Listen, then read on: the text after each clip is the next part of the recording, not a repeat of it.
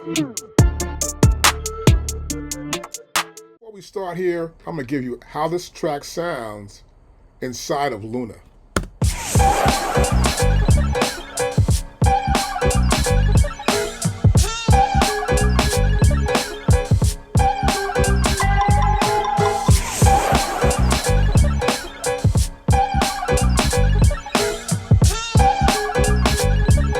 Okay, got bad. Let's go over this track now. Okay, so here I am in Luna, and this is a really cool software. Love it a lot. And I've got a lot of plugins here. As you can see, I can move up and down here. I got a lot of plugins lined up here into different tracks. You see my tracks here at the bottom. And so in Luna, I can also pull up an MPC. So you'll see here, I can pull the actual app. You can still pull this up here. I go right here. I click on here, and here's my MPC app. It comes right up here, which is kind of cool. Can I move this thing? I should be able to move it. Yeah, I can still move it this way. This is cool.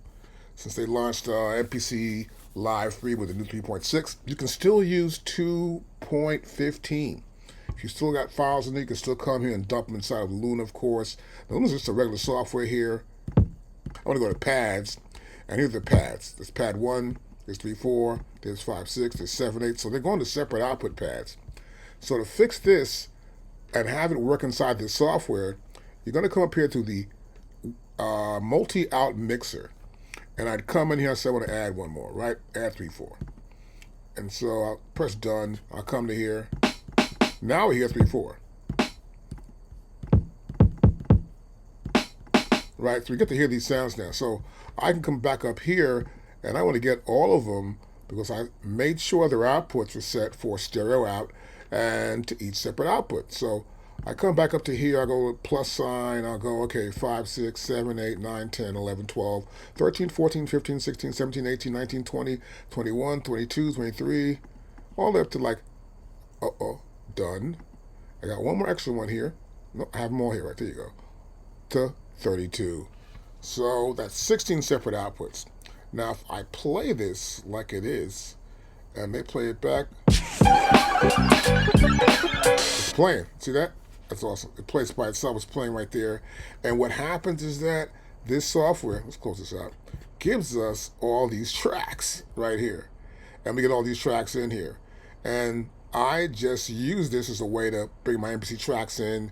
It's easier for me to see it this way. Also, I can make my stems in this software, which is a better place to make stems than I feel than in the MPC, because this way I can just take this and dump it out. It's kind of, and delete this one. Now, once that deletes, whoa, we're blanked out there, right? So go back to here, nothing's an instrument track, and it's gone. The track is gone. So what I did, though, I've recorded all the stuff here inside of Luna.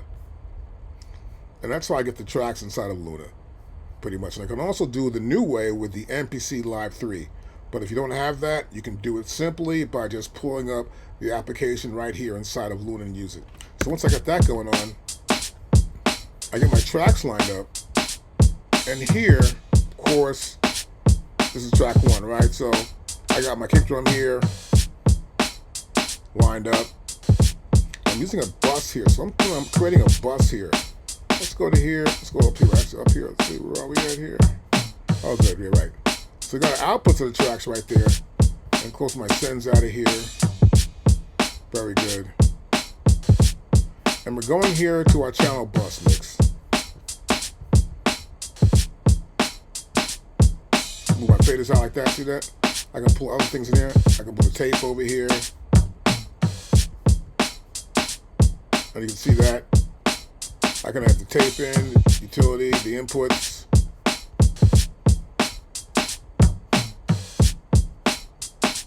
And this is a cool section here. I'll come and solo this out. That's my bass drum. Now I can come in here and go to EQ. Let's go to in here, right? Let's see. I like it pretty much. I'll just come to here, and I can set any kind of parameter I want to, because right here I have the ability to bring in a whole channel and all the effects on that channel. That's what part of this is too, right? It's API. And once I got the API going, it's pretty cool. So let's close this out. I'll go here, close it out a little bit right here. And you see it right here. We're just locked in everything with this whole idea, which makes it super cool. Now, that's a solo. You'll notice here too, I'm using tape on this thing, like the old days. So I get certain things I'm going to use here. I'll set up a default, like here for the snare drum. I'll click here. I'll get a default setting for the snare. I'll go to drums right here. And so what I'm going to do for snare, right? I may want to do get that kind of snare sound. If I don't like it, press undo. I like this one here. So I set my setting this way. You can see here, that's 15 IPS, inches per second. There's an EQ, right? And this is NAB. Right here, noise reduction, it's on. A little bit more input. I'm not bumping here towards 3 or to 0. I'm just on -3. This is excellent. So I'll close that out too. I want to get all these sounds to be right. And what's happening here is that if I mute the sound here, and I mute these sounds here, they're all going to a bus. I've assigned them to go out of a specific bus output. If I come here and take this off here, that's where that's going to right here. And this controls the audio from here. Now I put my snare drum in here now. I can pull this down too. We hear nothing. Those tracks are still moving. So this is all post fader. That means after the fader's coming here, the fader's going directly into here. And those sounds are splitting into here. And this is called the drum bus I have going on here, right? Let's turn the EQ off here. I want to have it sound naturally. Then I'll come to here. I'll pull this one up here too as well.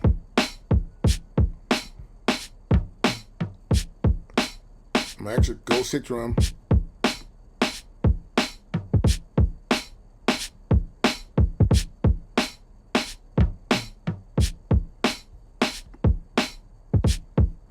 Cool.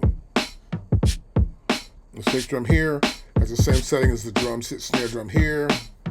The kick drum here have the same settings. And of course, I'm running the tape on here too as well. I'll come to here, and the rest of the sounds in. I'm not adding much EQ into here.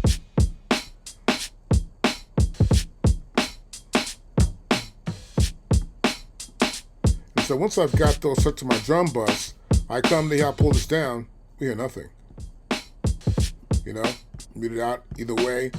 They're all panned, hard left, hard right. So I got a stereo bus going on. See, they're mostly just all mono tracks. But what I do, of course, is I make sure that I want to get this full sound. And as such, I'm going stereo here. And then I'm going to add this EQ here on top of it.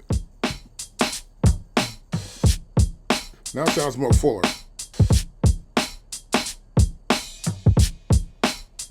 Gives you that really nice thick sound. And that's using a drum bus. Now I bring the bass line in.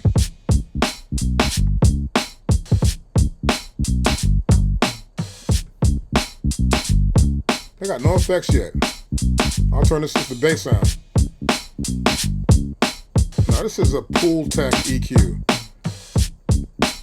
This is an excellent EQ. Now I'm going to add some bass here.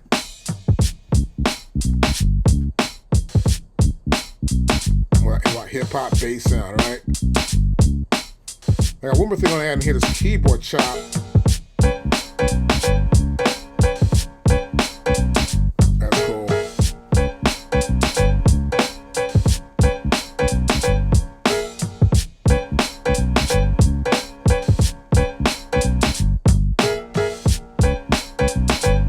Wood blocks here. I'm gonna pull this guitar out. This is cool.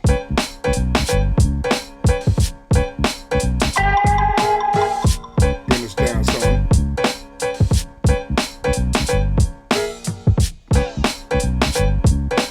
I'll bring the rest of it in.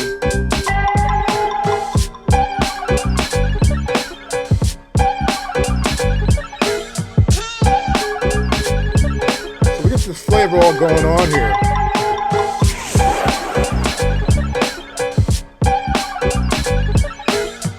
Okay, next. It sounds pretty good. Now what I normally do inside this software is that I have a major output, which is my master output, right? That's right here. This is my main out. And I have effects here, but I'm not applying them yet. I just want to get everything ready straight and all the other sounds here in the mix. I have a few EQs here, got my pool tech right here, but I have all the warmth stuff here and everything else except for this track here, right? There's no warmth on that one. I could probably come back in and do that, but they already have warmth on those drums already by having these oxides. So I wouldn't put oxide here, but they're running the tracks here. What I want to do next, though, is play it back now. I'm going to add some EQs on the main out. Let's hear it back from the top now, and we'll just hear it as I start to play it back. Go to the top and play it. Now here's one of the EQ I got going on here.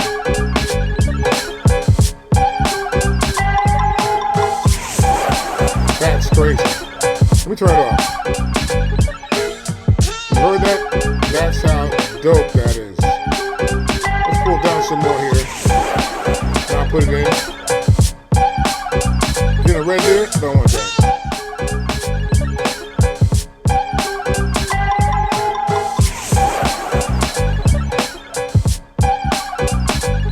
Yeah.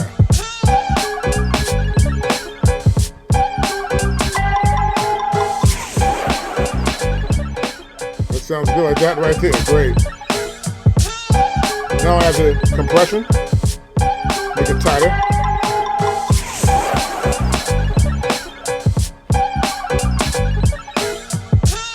Great. That's just my EQ on top and the compression. So I want to make sure everything's really good, and then I'm going to apply my overall effects in the end to give it a fuller sound. Now next I'm going to have an imager here, and this makes it wider. As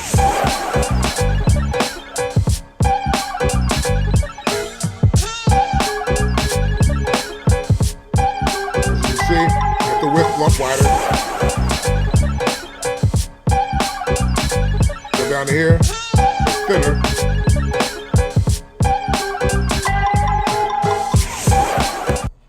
That's one thing. Then next I want to put here, I've got this thing here, which is an ATR 102 two-track tape machine. This is a classic instrument, I'll call it. Actually a tape machine, but gives it a nice warm sound because it's on tape. We're not digital, so this is what makes it really sound cool. I come to here, I'll play from the top. Now I'll turn it on.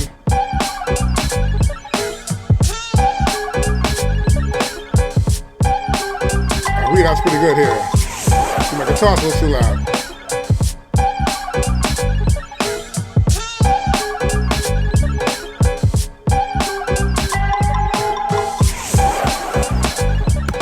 That guitar sounds like a freaking cat.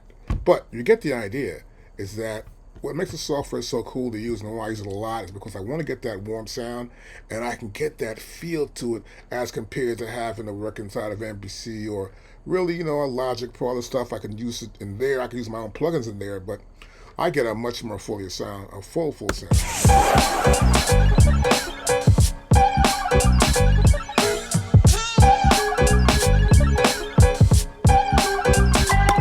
And that's why I use Luna. So